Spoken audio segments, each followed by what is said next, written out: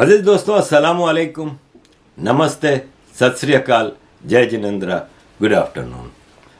अजीज दोस्तों, यूसीसी के हवाले से, यूनिफॉर्म सिविल कोड के हवाले से एक अरसे से मामला चल रहे हैं। मैं ज़रा आपको यहाँ पे हिंदू और मुस्लिम दोनों पॉइंट ऑफ व्यू देने के लिए बैठा हूँ कि क्या पॉइंट ऑफ व्यू है इस हवाले से। यूनिफॉर्म सिविल कोड क्या है? यूनिफॉर्म एज ऑफ मैरिज, यानी सबकी, हर धर्म, हर एथनिसिटी, हर कल्चर के लोगों का एक ही कानून होगा पूरे देश में, यानी सबकी शादी की उम्र एक होगी। यूनिफॉर्म ग्राउंड्स ऑफ डिवोर्स, तलाक का सबका एक हिसाब किताब होगा। Uniform procedure of divorce, uniform maintenance and alimony, uniform succession and inheritance, uniform adoption and guardianship, uniform civil code is soul of constitution. ये सब के लिए बराबर कानून यहाँ पे है, अमेरिका में है, यूरोप में है। यहाँ पे एक मुसलमान अपनी बीवी को तलाक तलाक तलाक कह के ख़त्म नहीं हो जाती, तलाक नहीं हो जाती। यहाँ पे आपको कोर्ट में जाके प्रोसीजर पूरा फॉलो करना है, इसके बाद डिवोर्स होती है। यहाँ पे आपने निकाह कर लिया काजी को बुला के तो शादी नहीं हो जाती। आपको वो शादी रजिस्टर करानी है, यहाँ के कानून के मुताबिक प्रूफ करना है और बाकायदा गवर्नमेंट इदारों से इसकी वो करनी है, अप्रूवल लेनी है। यहाँ पे मेरे मरने के बाद, मेरी कोई जायदाद तो नहीं है लेकिन एक मिसाल दे रहा हूँ, मेरे मरने के बाद मेरी जायदाद में मेरी बेटी को भी उतना ही हिस्सा मिलेगा जितना मेरे बेटे को मिला है। यहाँ पे एडॉप्शन के या डिवोर्स के बाद बीवी को कितना वो देना है, ये एक कानून है सबके लिए, मुसलमान के लिए अलग और हिंदू के लिए अलग नहीं। तो अजीज़ दोस्तों, भारत में ये क्यों ज़रूरी है? ये पहले 1 मिनट की से भी कम है ये वीडियो, आप सुने। ये हमारे आसाम के जो चीफ मिनिस्टर हैं, वंडरफुल पर्सन, मुझे ये आदमी बहुत पसंद है, सुनिए ज़रा। देखिए, यूसीसी तो में तो जितना मुसलमान लोगों को मिला, सब लोग चाहते यूसीसी हो। कोई मुसलमान लड़की नहीं चाहते कि मेरा हस्बैंड मेरा 3 छोटे लिए वाइफ लेके आए, कोई नहीं चाहते। ये तो हमको पूछने का बात नहीं है, आप हर मुसलमान लेडीज को पूछिए, कोई नहीं चाहते कि मेरा हस्बैंड 3 शादी करे, कौन चाहेगा? तो ये यूसीसी मेरा समस्या नहीं है, ये मुसलमान माँ और महिलाओं का समस्या है। अगर समाज में मुसलमान महिला और माँ को कोई दिन जस्टिस मिलना होगा तो ये ट्रिपल तलाक कानून का बात यूसीसी भी होना ही पड़ेगा। लेकिन मैं तो हिंदू हूँ, मेरा पास तो यूसीसी है, मेरा बहन मेरा बेटी के लिए तो यूसीसी है। अगर मेरा बेटी के लिए यूसीसी का कब्ज है तो वो कब्ज मुसलमान का बेटी को भी होना चाहिए। और अजीज दोस्तों, ये जो अभी फरमा रहे थे आसाम के चीफ मिनिस्टर, वो इसलिए ज़रूरी है कि मुसलमानों में औरतों के हवाले से तो बहुत ही गंदे कानून है। जरा सुनिए इस मौलवी साहब को, जो कितने धड़ल्ले से ये बकवास कर रहा है। 1.5 मिनट की वीडियो है, फिर उससे ज्यादा गलत तुम कर रही हो, क्योंकि तुम उसकी बीवी होकर उसको अपने जिस्म से रोक रही हो और फायदा उठाने का मौका नहीं देती हो। इसलिए फरमाया कि अगर औरत को बच्चा भी हो रहा हो और वो ऊंटनी के ऊपर बैठी हो, जचकी के वक्त, बच्चे की पैदाइश के वक्त औरत को एक ऊंटनी पे बिठाया जाता था अरब के अंदर, ताकि आसानी से डिलीवरी हो जाए, आसानी से बच्चा पैदा हो जाए। फरमाया अल्लाह के नबी ने, अगर तुम उस ऊंटनी पर भी बैठी हुई हो और तुम्हारे बच्चे का डिलीवरी का वक्त करीब हो और इस हाल में तुम्हें तुम्हारा शौहर हम बिस्तरी के लिए तुम्हें बुलाए, तुमसे वो ये चाहे कि हम अपनी बीवी से फायदा हासिल करे, तो आए औरत तुझे उस वक्त भी अपने शौहर के पास जाना पड़ेगा, इसलिए कि उसके दिल में लगी हुई आग को तेरे अलावा कोई बुझा नहीं सकता है। अगर उसके दिल की आग को तूने नहीं बुझाया तो तेरा शौहर गलत काम में पड़ सकता है, इधर उधर जा सकता है, उसके खिरमन में आग लग सकती है, वो गलत रास्ते पर जा सकता है। फरमाया कि औरत को इस हाल में भी अपने शौहर के पास आना पड़ेगा और इस पोजीशन में भी वो अपने शौहर को अपने जिस्म से नहीं रोक सकती हो। उसके अरमान को पूरा करोगी, उसके दिल के मकसद को पूरा करोगी, इसमें ना नू नहीं होना चाहिए। अजीज दोस्तों, मैंने पहले भी ये बात बताई है, मैं आपको वापस बता दूं कि मैं इतना सनातन से अट्रैक्ट कैसे हुआ।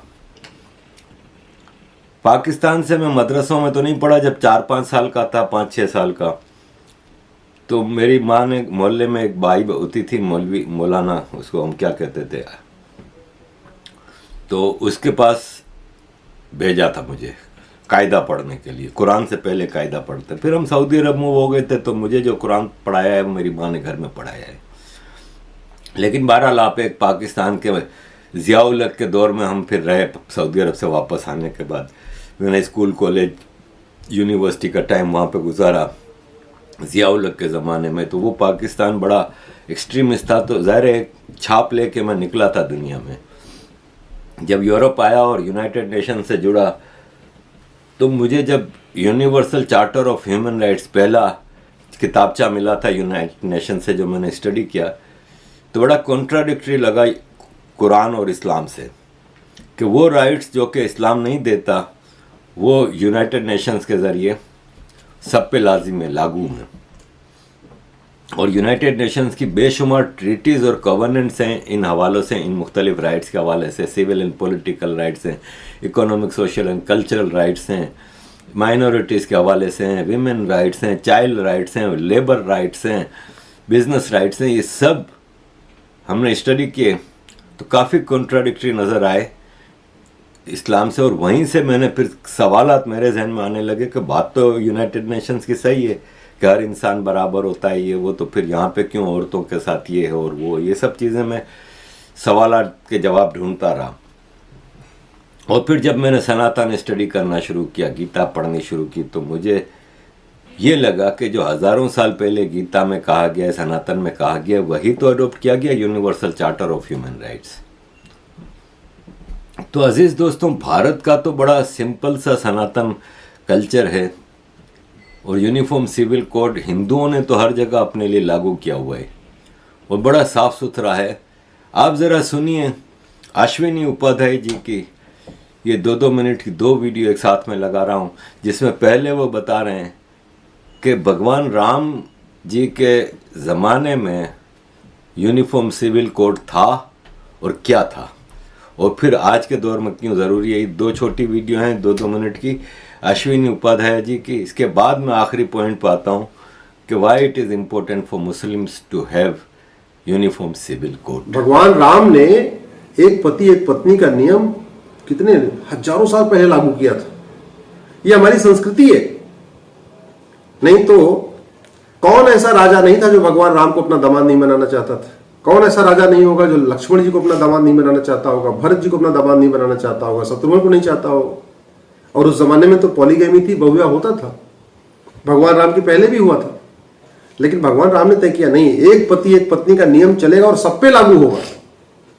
यही हमारा संविधान भी कहता है और यही इसी को हम यूनिफॉर्म सिविल कोड कहते हैं। मानव इतिहास में सबसे पहले एक पति एक पत्नी का नियम लागू करने वाले भगवान राम है और यही हमारा संविधान कहता है।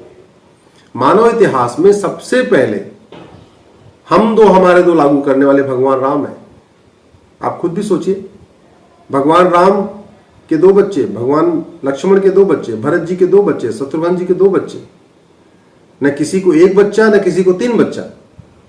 कैसे? ऐसे थोड़ी हो गया, क्योंकि उन्होंने पॉपुलेशन कंट्रोल पॉलिसी लागू किया था। मानव इतिहास में सबसे पहले पॉपुलेशन कंट्रोल पॉलिसी लागू करने वाले भगवान राम है। मानव इतिहास में सबसे पहले कॉमन सिविल कोड लागू करने वाले, यूनिफॉर्म सिविल कोड लागू करने वाले भगवान राम है। और मानव इतिहास में सबसे पहले कॉमन एजुकेशन लागू करने वाले भगवान राम है। भगवान राम के समय में देश के सभी गुरुकुलों का एक सिलेबस होता था और सभी गुरुकुल में चारों वर्ण के बच्चे एक साथ बैठ के पढ़ते थे।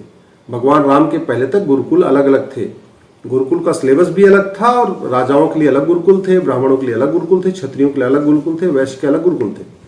लेकिन भगवान राम ने इसको खत्म किया, कॉमन एजुकेशन सिस्टम लागू किया, यूनिफॉर्म एजुकेशन सिस्टम लागू किया और उस अखंड भारत में सभी गुरुकुल का सिलेबस एक था, करिकुलम एक था, कंटेंट एक था और सबके बच्चे, चारों वर्ण के बच्चे एक साथ पढ़ते थे। तो ये यूनिफॉर्म सिविल कोड कोई नई बात नहीं है। यूनिफॉर्म सिविल कोड हमारी संस्कृति का हिस्सा है। यूनिफॉर्म सिविल कोड भारत भगवान राम लागू कर चुके हैं। यूनिफॉर्म सिविल कोड हमारे संविधान कहता लागू होना चाहिए। बाबा साहब अम्बेडकर भी यही चाहते थे। अब धामी जी इसको लागू करने जा रहे हैं, तो मैं इसलिए उनको बहुत हार्दिक धन्यवाद देता हूं, उनको बधाई देता हूं और आशा करता हूं कि सभी राज्य इसको अपनाएंगे और केंद्र में भी बहुत जल्द ही एक यूनिफॉर्म सिविल कोड देखने को मिलेगा। यूनिफॉर्मिटी के ऊपर मेरी 1 दर्जन से ज्यादा PIL चल रही हैं। लड़के लड़की की शादी की उम्र बराबर हो, ये PIL मेरी सुप्रीम कोर्ट में चल रही है और केंद्र सरकार का अभी जवाब आया नहीं है। गुजारा भत्ता सबको मिले, यूनिफॉर्म हो, ये मैटर भी सुप्रीम कोर्ट में चल रहा है।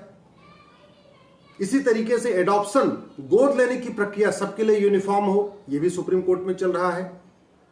सक्सेशन यानी प्रॉपर्टी का राइट, विरासत का अधिकार, वसीयत का अधिकार, ये सबके लिए यूनिफॉर्म हो, ये भी सुप्रीम कोर्ट में चल रहा है। तलाक का जो ग्राउंड है वो यूनिफॉर्म हो, ये मैटर भी सुप्रीम कोर्ट में चल रहा है। तलाक लेने की प्रक्रिया भी यूनिफॉर्म हो, ऐसा नहीं कि किसी का मौखिक हो और किसी का लिखित में हो, ये सुप्रीम कोर्ट में चल रहा है। पूरे देश में एक यूनिफॉर्म बैंकिंग कोड हो। अभी बैंकों का जो कोड है, बैंकों में जो काम करने की प्रक्रिया है वो अलग अलग है। PNB की अलग है, SBI की अलग है। ये मैटर मेरा हाई कोर्ट में चल रहा है। इसी तरीके से देश के सभी public servant, MLA, MP, IAS, PCS, इनके लिए नियम एक समान हो। अभी IAS, IPS अगर 2 दिन के लिए जेल चले जाएं तो बर्खास्त हो जाते हैं, जबकि MLA, MP 2 साल के लिए भी अगर जेल में रहते हैं तब भी कोई ज्यादा उनके ऊपर केवल 6 साल का बैन होता है। तो वो प्रक्रिया एक समान हो, उसके लिए मेरी सुप्रीम कोर्ट में PIL चल रही है। भारत में अपराध के लिए बहुत सारे कानून चल रहे हैं।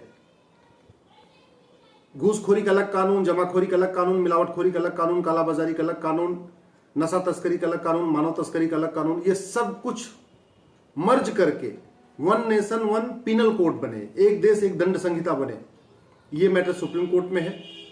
1 नेशन 1 सिविल कोड हो, ये मैटर भी चल रहा है, जिसको आप कॉमन सिविल कोड कहते हैं। इसी तरीके से 1 नेशन 1 टैक्स कोड हो, 1 नेशन 1 लेबर कोड हो, 1 नेशन 1 इलेक्शन कोड हो, ये मैटर भी कोर्ट में पेंडिंग है। अजीज दोस्तों, आम मुसलमान जो है ना भारत का, मैं आपको बताऊं वो बेचारा तकलीफ में है, वो मजलूम है, वो मजबूर है, वो शिकंजे में है, जकड़ा हुआ। आप देखते हैं ना एक फिल्म जिसमें एक गांव होता है, बैकवर्ड से लोग दिखाए जाते हैं, उसका चौधरी होता है, जागीरदार होता है बड़ा, जो सरपंच भी खुद होता है, जो लोगों को खून चूस रहा होता है। इर्रेस्पेक्टिव ऑफ रिलीजन की बात हो रही है। उस गांव में आज भी ऐसे कई गांव हैं, पाकिस्तान इंडिया में दोनों में, उसमें जो सरपंच होता है या जो चौधरी होता है, जो जागीरदार होता है, उसने लोगों को एक तरह से गुलाम बनाया हुआ होता है। उसका बेटा जो है वो वहाँ पे लड़कियों को उठा के ले जाता है, जब मर्जी है जो अत्याचार करे कोई बोल नहीं सकता। यही हाल मुस्लिम कम्युनल लीडर्स ने अपने मुसलमान, आम मुसलमान, गरीब मुसलमानों के साथ रखा है। इनको बैकवर्ड रखा है। इनको एजुकेशन के मामले में पहले इनको मदरसों की चक्की में से पिस के निकालते हैं ताकि वो पूरा एक बैठ जाए जो इनका माइंडसेट बनाना चाहते हैं। इसके बाद वो इंजीनियर, डॉक्टर कुछ भी बन जाएं, वो साले बुरान वानी बन जाते हैं। फिर तो इनको निकालना, अब आप कहेंगे कि एक गांव है जिसमें 500 आदमी रहते हैं, एक चौधरी और उसके कुछ गुंडे उनको गुलाम बनाए तो वो उठते क्यों नहीं है? तो फिल्मों में तो एक आध हीरो आ जाता है जो इनकी जान छुड़ा देता है, लेकिन रियल लाइफ में एक आम आदमी है ना, 2 वक्त की रोटी कमाने के लिए और उसकी लाइबिलिटीज़ कह लें या रिस्पॉन्सिबिलिटीज़ कह लें कि उसकी बीवी होती है, बच्चे होते हैं, बूढ़े माँ बाप होते हैं, बहन होती है, भाई होते हैं, उनकी सिक्योरिटी, उनका डर। वो एक योद्धा नहीं होता, एक लड़ाकू नहीं होता। यही हाल इन मुसलमानों का है कि इनके हाथ में पत्थर दे दिए जाते हैं, इनको वो किया जाता है एक पर्टिकुलर टारगेट के तौर पे कि ये करो, ये करो, ये करो, लेकिन ये बेचारे किसी काबिल नहीं होते। वो अपने कम्युनल सिस्टम में बंधे हुए होते हैं, सोशल सिस्टम में सोशल बाइकआउट से बचने के लिए वो फंसे रहते हैं ज़्यादातर। आज हम देखते हैं सोशल मीडिया पे एक से एक मुसलमान लेके निकल के आ रहा है ना। आप जफरनामा वाले जफर भाई हैं दिल्ली के, मेरी मुलाकात भी उनसे दिल्ली में हुई थी। आप उनकी ट्वीट्स देखें यार, बड़ी बात है कि वो कम्युनिटी में रह के और ईद की नमाज पढ़ने भी गए, मस्जिद सब कुछ किया। ये नहीं है कि उन्होंने धर्म छोड़ दिया, अपना मज़हब छोड़ दिया है, मुसलमान रह के। तो ये है कि मुसलमानों के लिए ज़रूरी है कि यूनिफॉर्म सिविल कोड हर देश में होता है भाई, हर देश में होता है, ज़रूरी है एक डेवलप नेशन के लिए। तो उससे मुसलमान भी फिर मेन स्ट्रीम में आ जाएगा। जैसे आपने कश्मीर के हालात बदल दिए। आम कश्मीरी आज भारत के हर सेक्टर में चल रहा है। आईपीएल में आप देख रहे हैं ना, 3-4 कश्मीरी लड़के खेल रहे हैं, करोड़ों में वो हैं। कहीं डिस्क्रिमिनेशन हुआ है? काबिलियत है, क्वालिटी है, स्किल है। भारतीय इक्वल सिटीजन के राइट्स एंजॉय कर रहा है कश्मीरी। यही मुसलमानों के साथ करना चाहते हैं। मुसलमानों को भी बीजेपी आज की लीडरशिप लाना चाह रही है, लेकिन कम्युनल लीडर्स और लिखारियों का एक अपना एजेंडा है, पर्सनल वेस्टेड इंटरेस्ट है, जिस पे वो उनको नहीं आगे बढ़ने दे रहा मुसलमान को। अजीज दोस्तों, ऐसी ही जैसे मैंने जफ़र साहब कहा, ऐसी ही एक मेरी सनातनी बहन है जो मुसलमान है, लेकिन मेरी तरह वो भी सनातन से इतना ही प्यार करती है, उसकी इतनी ही रेस्पेक्ट करती है। अपने पुरखों के धर्म का हम इतना ही मान सम्मान करते हैं जितना एक हिंदू करता है। उनकी बात सुनिए, आपको बड़ी दलीलों के साथ वो आपको बता रही हैं मुसलमानों को कि आपके लिए क्यों ज़रूरी है यूनिफॉर्म सिविल कोड। अजीज दोस्तों, thank you very much for your support. Keep supporting. जय हिंद। जय हिंद, वंदे मातरम। मैं सुबूही खान। सिविल लॉज यानी कि शादी, ब्याह, विरासत, ज़मीन जायदाद, संरक्षण, प्रतिपालन या फिर गोद लेने के कानून आदि। आजकल ये सवाल उठ रहा है कि हमारे देश में एक यूनिफॉर्म सिविल कोड होना चाहिए, यानी कि आप किसी भी पंथ, किसी भी मजहब, किसी भी जाति के हों, एक समान सिविल कानून सबके ऊपर लागू होना चाहिए। लेकिन कुछ लोगों ने समाज में ये अफवाह उड़ानी शुरू कर दी है कि यूनिफॉर्म सिविल कोड मुसलमानों के खिलाफ है। मैं सर्वोच्च न्यायालय में अधिवक्ता हूं, एक सामाजिक कार्यकर्ता हूं और इत्तेफाक से मजहब से मुसलमान भी हूं। तो मैं इस विषय को क्लियर करने के लिए आप लोगों के सामने इसलिए मौजूद हुई हूं क्योंकि मैं ये मानती हूं कि मुसलमान समाज को यूनिफॉर्म सिविल कोड की आज सबसे ज्यादा जरूरत है। मैं आपको कुछ उदाहरण देकर ये बात समझाने की कोशिश करूंगी। हम लोग राष्ट्र जागरण अभियान नाम से एक अभियान चला रहे हैं जिसमें हम भारत प्रवास पर हैं। उस अभियान में प्रवास करते हुए हम लोग हैदराबाद पहुंचे। वहां हमें जाकर पता चला कि हैदराबाद में आज भी अरब से 70-70, 80-80 साल के बूढ़े शेख आकर 12-12 साल की बच्चियों के साथ निकाह करते हैं। उसको नाम दिया है मिस्यार मैरिज, यानी कि ट्रैवलर्स मैरिज। जब तक उनकी यात्रा चलती है तब तक वो निकाह चलता है। जब वो यात्रा खत्म हो जाती है तो निकाह की एक्सपायरी डेट आ जाती है। एक छोटी सी बच्ची का शारीरिक शोषण करके, दुष्कर्म करके ये शेख अपने देश चले जाते हैं और बोलते हैं कि इसकी इजाजत उनको शरिया देता है।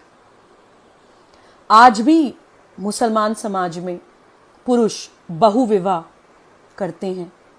अपनी बीवी के होते हुए अपनी बीवी की मौजूदगी में दूसरी बीवी लाते हैं। आप सोचिए कि एक महिला का शारीरिक, मानसिक, मनोवैज्ञानिक, आर्थिक हर तरह का शोषण करके ये पुरुष बच के निकल जाते हैं शरिया लॉ की आड़ लेकर। छोटी छोटी बच्चियों के साथ 12-12 साल की बच्चियों के साथ किसी भी उम्र का कोई व्यक्ति, जवान हो, बूढ़ा हो, निकाह कर सकता है, यह बोलकर कि शरिया में 12 साल की बच्चियों के साथ निकाह जायज़ है। जब कोई बच्ची प्यूबर्टी अटेन कर लेती है, उसको पीरियड्स शुरू हो जाते हैं, तो शरिया के मुताबिक उसके साथ निकाह किया जा सकता है, ऐसा इन लोगों का मानना है। एक होता है अडॉप्शन, यानी गोद लेने का कानून। मुसलमान समाज में गोद लेने का भी कोई अधिकार नहीं है। अगर कोई मुसलमान महिला किसी भी कारणवश बच्चा पैदा नहीं कर पाती है, तो उसको यह अधिकार नहीं है कि वो अपने देश की अडॉप्शन लॉज का इस्तेमाल करते हुए कोई बच्चा गोद ले ले, क्योंकि उस महिला के बच्चा पैदा ना कर पाने की स्थिति, उसकी वो एक दुखद स्थिति भी मौका देती है एक मुसलमान पुरुष को कि वो दूसरा निकाह कर सके, इस बात पर कि तुम तो मुझे बच्चा नहीं दे सकती हो, तो मैं दूसरी शादी करके मुझे बच्चा चाहिए। गोद लेने का भी अधिकार एक मुसलमान महिला के पास नहीं है। देन गार्जियनशिप लॉज, यानी कि सरपरस्ती, संरक्षण के जो कानून होते हैं देश में, वो भी मुसलमानों के ऊपर अप्लाई नहीं होते हैं। एक मेरे पास अभी कुछ दिन पहले केस आया, मैं आपको बताना चाहती हूँ कि एक महिला के पुरुष की हस्बैंड की डेथ हो गई। उसकी डेथ के बाद ससुराल वालों ने घर से निकाल दिया, उसको बच्चे नहीं दिए, ये कहकर कि शरिया के हिसाब से, मुस्लिम लॉ के हिसाब से माँ जो होती है वो नेचुरल गार्जियन नहीं होती है बच्चे की। अगर फादर की किसी कारणवश डेथ हो गई है तो उस बच्चे की गार्जियनशिप ससुराल वालों के पास जाएगी। तुम कौन, तुम तो कुछ हो ही नहीं, ऐसा बोलकर उस महिला को घर से निकाल दिया गया। ये उदाहरण मैं आपको इसलिए दे रही हूं कि जो भी मुस्लिम समाज के पढ़े लिखे लोग हैं, मुसलमान समाज के जो रैशनल लोग हैं, सोचने समझने वाले लोग हैं, या जो पैगंबर मोहम्मद सल्लल्लाहु अलैहि वसल्लम के रास्ते पर चलना चाहते हैं, वो लोग मनन करें, अपने आप से सवाल करें कि प्रॉफिट मोहम्मद सल्लल्लाहु अलैहि वसल्लम महिलाओं के अधिकारों की बात करते थे। उनके समय में अरब में छोटी छोटी बच्चियों को पैदा होते ही दफना दिया जाता था। उन्होंने उन बच्चियों को बचाने के लिए कहना शुरू करा कि जिसके घर में बेटी पैदा हुई है उसको अल्लाह ने अपना सलाम भेजा है। पैगंबर मोहम्मद सल्लल्लाहु अलैहि वसल्लम अपनी बेटी बीबी फातिमा के आते ही उनके सम्मान में खड़े हो जाया करते थे। पैगंबर मोहम्मद सल्लल्लाहु अलैहि वसल्लम ने जो पहली शादी करी वो अपने से बड़ी उम्र की महिला से करी, एक विधवा महिला से करी, एक बिजनेस वुमन से करी जो तिजारत करती थीं। कोई नकाब पोश या अपना चेहरा ढक के चार दीवारी में बैठी हुई किसी महिला से उन्होंने निकाह नहीं किया था। तो हमारे प्रॉफिट हमें महिलाओं का सम्मान करना सिखा कर गए हैं।